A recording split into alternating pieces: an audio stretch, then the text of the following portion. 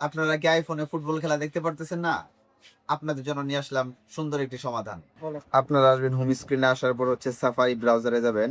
Safari ব্রাউজারে গিয়ে sports fy TV live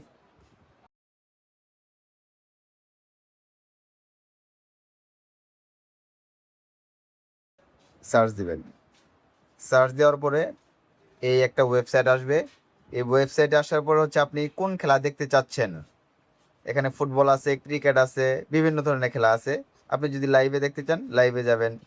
আর এখন যেহেতু লাইভ নাই, আমি 8:30টার দিকে হচ্ছে যেহেতু ভিডিও বানাইতেছি, লাইভ যেহেতু নাই, সেক্ষেত্রে হচ্ছে আপনি এখানে একটা লাইভ অপশন লেখা দেখবেন। Live option, live match watch, এখানে ক্লিক করার পরে অটোমেটিকলি হচ্ছে আপনার নেট স্পিডের উপরে ডিপেন্ড করবে যে আপনার রেজুলেশনটা কেমন হবে, দেখতে পারবেন ভিডিওগুলি।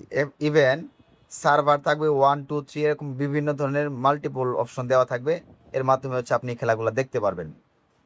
আর যদি কোনো প্রবলেম হয় সেক্ষেত্রে হচ্ছে আমাদেরকে কমেন্ট বক্সে জানিয়ে দিবেন, আমরা ওইটার সলিউশন করে দেবো ইনশাল্লাহ।